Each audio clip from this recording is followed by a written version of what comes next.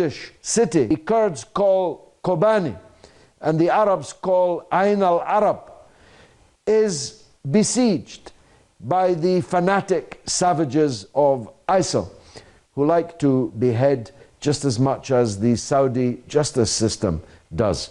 And my goodness, they have been beheading in Kobane. At the height of the offensive, ISIL controlled something like 30% of the city, and they laid it waste. They beheaded hundreds of people, many of them women, and posed for pictures holding up the heads of women.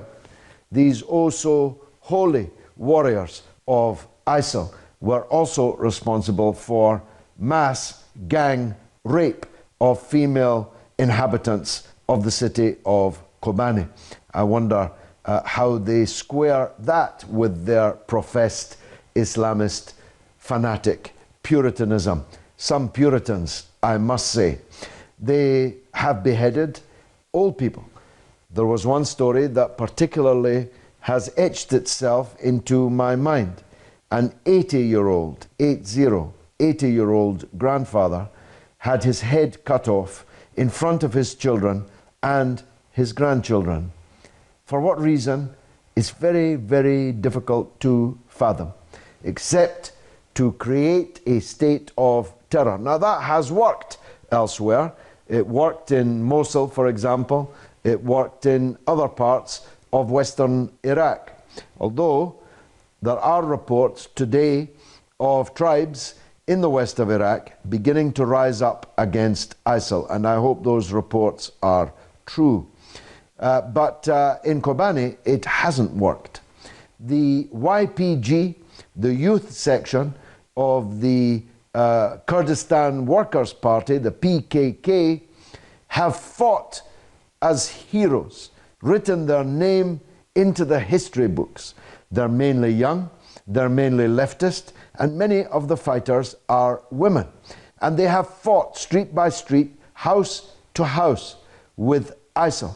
And just in the last hour or two, there are reports that the military situation has begun to turn, and that from 30%, ISIL are now back down to controlling some 15%. So it may be that Kobane will turn out to be a turning point, will turn out to coincide with a turning point over the border in Iraq. But, of course, there's still a very real danger that somehow ISIL will manage to conquer the city. Now, Kobane is very important strategically. If ISIL take control of Kobane, they will control almost the entirety of the Syrian-Turkish border. The Turkish regime of Erdogan has been building up these fanatic groups inside Syria for more than 3 years. Almost all of the money, almost all of the weapons, and almost all of the tens of thousands of foreign fighters, 500 of them, it's said, from Britain, thousands of them from Europe, but from all over the world they have come, and they've almost all passed without let or hindrance from Erdogan's regime across the Turkish border. ISIL would control that border almost in its entirety if Kobane were to fall.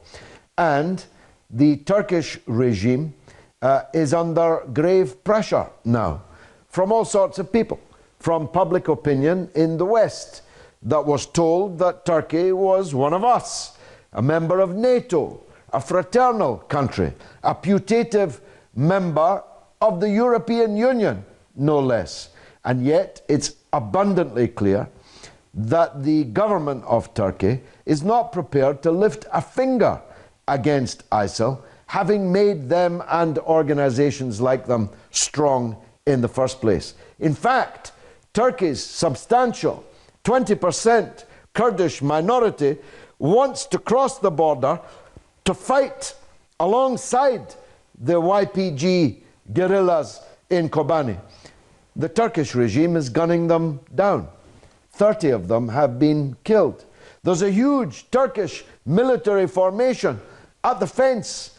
Through the fence, just a few hundred yards away, are ISIL cutting people's heads off.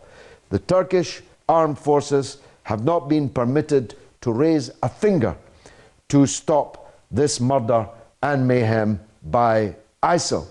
Not only that, they've not been permitting Kurdish people who have gathered in substantial numbers at the border to try to get to the aid of their compatriots, their fellow Kurds, and have been stopped by the Turkish regime. So who would you blame if Kobane were to fall to ISIL? Turkey is number one on my list, but the other regimes in the Persian Gulf, Arab regimes in the Persian Gulf, have to take a huge slice of the responsibility, even though they are now, no doubt, rather afraid of what this ISIL phenomenon could become. And they know that Western public opinion, on which they depend, because without Western governments supporting them, these regimes would undoubtedly fall. They know they're in trouble with the ISIL phenomenon, but they also know that their fingerprints are on this Frankenstein monster that has been created in the region.